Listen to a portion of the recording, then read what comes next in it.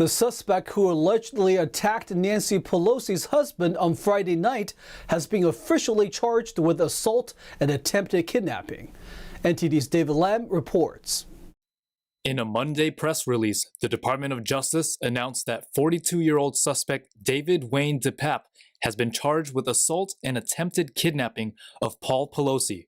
According to the DOJ, on October 28th at 2:23 a.m., San Francisco police received a 911 call from Paul Pelosi, husband of the Speaker of the House, Nancy Pelosi. He mentioned that there is a male in the home and that the male is going to wait for Pelosi's wife. Police arrived at the San Francisco property and knocked on the front door 8 minutes later. The complaint states that, quote, when the door was opened, Pelosi and DePape were both holding a hammer with one hand, and DePape had his other hand holding onto Pelosi's forearm. Pelosi greeted the officers. The officers asked them what was going on. DePape responded that everything was good. Officers told the men to drop the hammer, and DePape allegedly gained control of the hammer and swung it, striking Pelosi in the head. Once DePape was restrained, officers secured tape, rope, a second hammer, gloves, and zip ties from the crime scene, where officers also observed a broken glass door. An aerial photograph showed glass on the back porch. Police arrested DePape inside the Pelosi residence. Pelosi later said that he had been asleep when DePape, whom he had never seen before, entered his bedroom looking for Nancy Pelosi. The suspect told SFPD he wanted to hold Nancy Pelosi hostage and speak to her, saying if she were to tell the truth, he would let her go, and if she lied, he was going to break her kneecaps, calling her the leader of the Democratic Party's lies. According to investigators, DePape lived in a garage in Richmond for about 2 years. He's described as being mentally ill for a long time, according to Oksana Gypsy Taub, a woman who identified herself as DePape's former life partner. Taub, a nudist activist, lived in Berkeley and told ABC7 they parted ways 7 years ago. DePape had never been particularly involved in politics, but appeared to share her left-wing views when they were involved. NTD spoke to neighbors of DePape's previous residence. We've seen him, like, he was with some little girl, like, as of recently, like a month and a half ago, and then one of the children from inside this house, and they were, like, walking down the way. DePape is charged with 1 count of attempted kidnapping of a U.S. official and 1 count of assault on their immediate family member based on official duties, which may hold a maximum sentence of 50 years in prison. The case is under investigation. David Lam, NTD News, California. The U.S. CDC recommended all children to get the COVID-19 vaccine. Governor Newsom's administration and the California legislature separately tried to mandate the COVID-19 vaccine for kids to attend school, but both failed. The U.S. Centers for Disease Control and Prevention's vaccination advisors voted last week to recommend all children get the COVID-19 vaccine. But it is not a mandate for state school attendance requirements. Jab requirements will depend on legislative votes. In the last 12 months, Governor Gavin Newsom's administration and legislature separately tried to mandate the COVID-19 vaccine for kids to attend school, but both failed. The federal government has approved vaccines for children on emergency use basis. Children have received the COVID-19 vaccine at much lower rates than adults. Last year, Sacramento Democratic Senator Richard Pan, who is also a pediatrician, founded the Legislative Vaccine Working Group. The group proposed numerous bills regarding COVID-19 and vaccines. Most of them failed.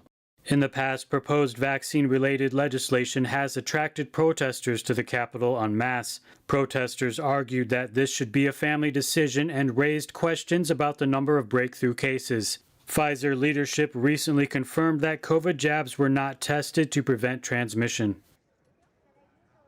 A California man is now free after serving nearly 4 decades in prison for a crime he did not commit back in 1983. Authorities say that the newly tested DNA evidence identified a different person as the culprit. 69-year-old Maurice Hastings is now a free man after serving 38 years in prison for a crime that he was falsely accused of back in 1988. He was convicted to a life sentence for the 1983 abduction, sexual assault, and slaying of a 30-year-old Inglewood woman and the attempted murders of her husband and his friend. Hastings, along with his attorneys and the Los Angeles District Attorney's Office, filed a motion to vacate the 1988 conviction after newly tested DNA evidence identified another individual as the culprit. The court granted the motion on October 20th, and Hastings has been fully exonerated of all charges. District Attorney George Gascon said Hastings consistently proclaimed his innocence, and recent DNA tests proved him right. In a statement, Gascon said, "What has happened to Mr. Hastings is a terrible injustice. The justice system is not perfect, and when we learn of new evidence which causes us to lose confidence in a conviction, it is our obligation to act swiftly." On Friday, Hastings thanked everyone who believed in him and prayed for him while he was imprisoned, including his mother, who died in June before he could see him exonerated. California currently prohibits many forms of gambling, restricting it to only tribal lands. On the ballot for November's election is whether or not horse race betting and online sports betting will be allowed. A coalition of members speak up against it. The California Constitution and state law currently limits the gambling industry in the Golden State, but two propositions may change that. Proposition 26 changes California law to allow the state's privately operated racetracks and tribal casinos to offer sports betting, as well as in-person roulette, dice games, and sports wagering on tribal lands. However, the proposition bans bets on certain sports, such as high school games and games in which California college teams participate. It also allows private lawsuits to enforce gambling laws. A coalition of community members with interests in law enforcement, local communities, and animal rights spoke out against the propositions in a virtual press conference Thursday. It is quite straightforward that we should not encourage gambling, especially sports betting, since it is detrimental to our society. The opponents say it's a massive expansion of gambling that will lead to issues such as more underage gambling, addiction, and strengthening the gambling monopolies. The odds are against you. And you wonder why the buildings of Las Vegas are so glamorous. Why did they have so much money? It's all from the gamblers. Prop 26 also allows for horse racetracks to offer in-person sports betting. One of the opponents of this measure, Horse Racing Wrongs, shared concerns over animal cruelty. Its executive director says since 2014, 870 horses were found dead at state tracks in California. He says others were killed at slaughterhouses after their racing career ended. They die of things like cardiovascular collapse, pulmonary hemorrhage, blunt force head trauma, broken necks.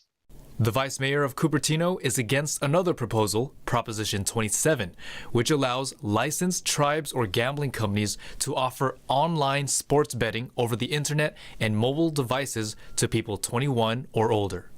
And with online sports betting, the casinos will be in your home. The casinos will be in the bedroom of your young adults and our youth. Both propositions are on the ballot for the November 8th election, and if passed, a portion of the bets made will go towards the state. More information can be found at voterguide.sos.ca.gov. David Lamb, NTD News, California.